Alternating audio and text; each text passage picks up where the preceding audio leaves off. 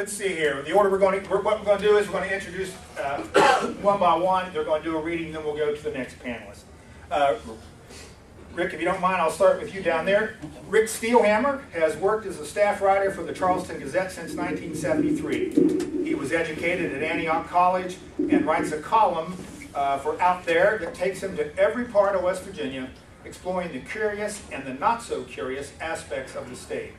And as curious as it seems, Rick is the author of West Virginia Curiosities, Quirky Characters, Roadside Oddities, and other offbeat stuff. Ladies and gentlemen, Rick Steelhammer.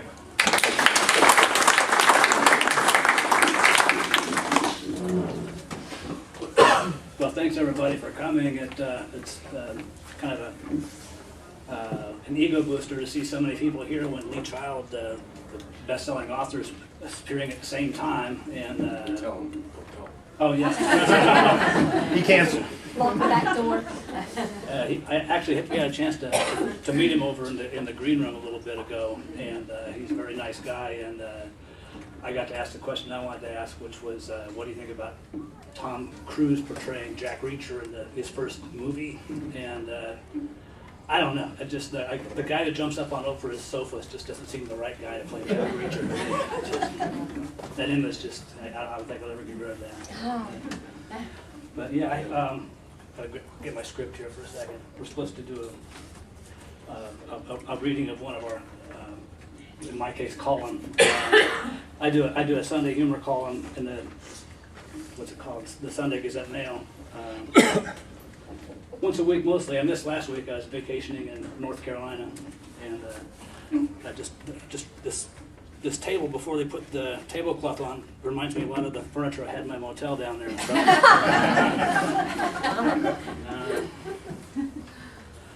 Well, I was trying to figure out what column to read, because if you write them, they all kind of look horrible to you after a while, and when you drag them out again.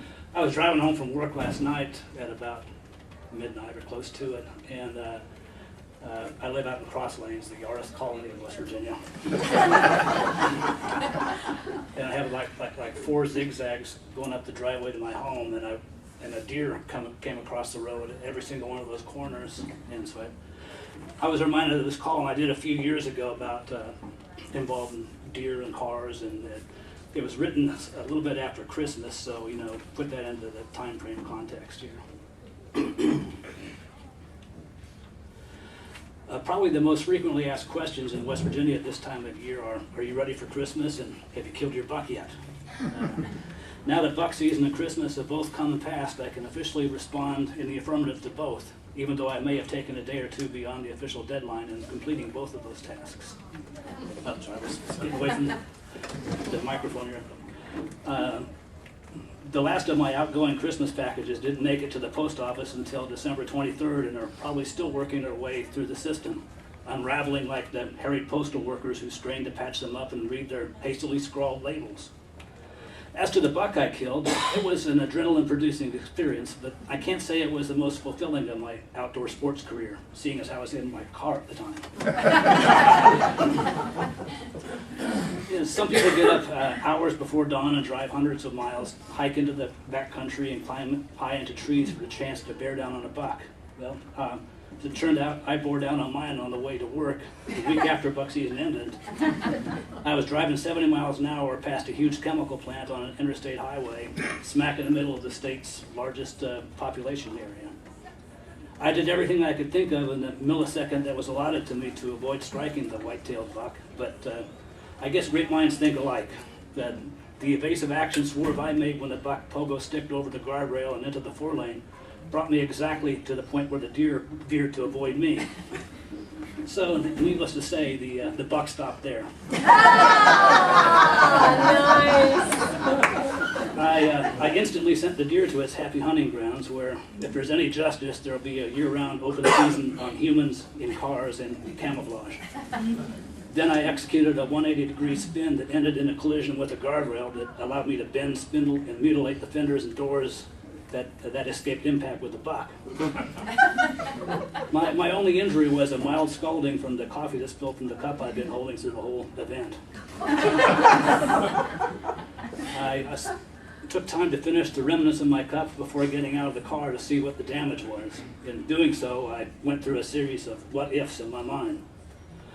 What if my dog hadn't pooped on the downstairs carpet, delaying my departure that morning? Would I have missed the deer entirely, or would I have taken it right through the windshield?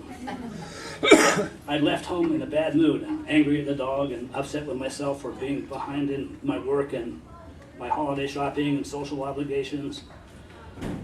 As I contemplated what could have happened had I struck the deer in mid-leap or encountered another vehicle during my post-collision spin-out, those thoughts seemed kind of petty and puny. It was a cool, crisp winter day. I was alert and alive and grateful and in good health and apparently good hands. It was a good day to be alive. As it turned out, the insurance company, the body shop, and the car rental company all did everything they were supposed to and more. All in all, it was a valuable life lesson that I just wish it hadn't cost me $1 to learn. Yeah.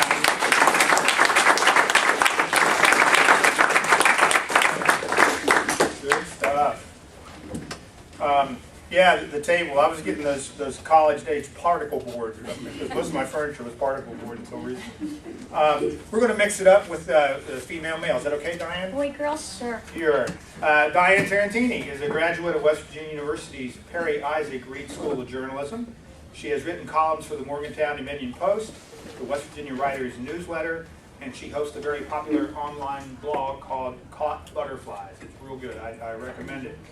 This award-winning inspirational humorist is in the final stages of editing her debut novel, Confessions of a Life Half Lived. She's our Energizer Bunny, Diane Tarantini. All right, I'm going to go out. Is this thing on? Can you hear me now? Gosh, it doesn't sound like it's on. Okay. I'm going to go out on a limb and give you all a choice. I have one longer piece that includes bathroom humor. And I have two shorter pieces that don't include bathroom humor. Raise your hand if you're cool with bathroom humor. You know, Jeff Fuller once said, if you're really anxious about writing something because people might read it, then go ahead and write it. Do you understand that? If it, you know, people like to look at dead bucks on the road. You like to read and hear the people that'll say the stuff that you're not comfortable saying. So, oh, now I'm scared. Okay. I'm originally from Huntington, and I now live in Morgantown. I've lost most of my southern accent, but when I drive down 79 or have a cocktail, it comes back. I have 3 older brothers, and that's why the bathroom humor, right? Yes, I've read your, yes, the story about boogers. Yeah, what were they? What were your brothers called? Oh, the KKK. Yes. Did that stand for? No. No. It's fiction. It's fiction, brother. Yeah, it's her Still Life with Plums. Highly recommend. Okay, this was a piece I wrote about my grade school in Huntington. It's Gallagher Elementary. It doesn't exist anymore, but my brother has a couple bricks from it. Mr. Lee, and this is not the beginning, this is just a bounce into it. Mr. Lee was our principal. Remember that saying, the principal is your pal? Mr. Lee looked like a bulldog, like the one on a Purina dog food commercial. This is Dog Chow's finest hour. Mr. Lee made it his personal mission to make every child at Gallagher School an adventurous eater. Eat the nutritious before the delicious. Like there was something delicious. The worst day of the month was Liver Day. The school would stink to high heaven. Round about 11 o'clock, I'd start poking at my uvula with the Pepto-Bismol pink eraser of my orangey yellow number 2 pencil. Tried to make myself barf so I wouldn't have to taste the liver. Mr. Lee would stand over your shoulder till you took just one bite. The thing was, the liver looked like a square BM. See, my mom was a registered nurse, and that's what she made us call poop. It smelled like it, too. If I'd been unsuccessful triggering my gag reflex, there was always Timmy Howard. He was the only kid in school who liked liver. For a quarter, he'd eat yours. And this is further down the piece. I think my 6th grade social studies teacher ate something that made her sick. Her skin was super bumpy all the time, like she had hives or something. She tried to cover it up with lots of face makeup and cream rouge, the color of Bozo the Clown's nose. You could still see the lumps, though. Kind of looked like toad skin. I had to mouth breathe whenever I went up to her desk to ask a question, because her perfume was rank. She said it was wind song, but all us kids, we called it break wind song. Her lips looked like the Joker's, but she didn't smile much. I reckon I was partly to blame for that. See, I was ornery. No one knew it because I made good grades. No one thinks the smart kids ever do anything wrong, but I did. I had the world's #1 best spitball system ever. First, I made my ammo. I'd tear off little bits of notebook paper and put them in my mouth. When they were good and soggy, I'd roll them into little balls just a tiny bit bigger than a BB. Then I'd coat them in Elmer's glue. The last step was covering them in pencil shavings. When I had a dozen or so of my super awesome spit wads, I'd work on the delivery system. I'd pry the stopper off my big pen with my teeth. Couldn't use my fingernails because I bit them way far down. I'd grab a hold of the writing tip and pull it and the ink tube out. Then, real sneaky-like, I'd load the clear plastic cylinder with a spitball. When the teacher went to write on the blackboard, I'd ready, aim, fire. The spit wad would fly through the air and get trapped in the adhesive that held her hair together. See, every day after lunch, she'd spray her hair real good with a blast from her big pink can of Aquanet. The spit wads would dangle on the back of her hair for a little while, then one by one, they'd fall to the floor like little woody booger balls. The hardest part was trying not to bust a gut. I had to bite my lip big time. If I laughed, I'd get caught. If I got caught, I'd probably have to go to the principal's office. I'd never been in Mr. Lee's office, but I was pretty sure it'd be scary. He'd probably get in my face and I'd keel over from the terribleness of his breath. I was sure he had little bits of liver between his teeth, decomposing at various rates. Worse even than his halitosis was the possibility that my safety and fire patrol privileges might be yanked. No more trip to Camden Park at the end of school year? Perish the thought.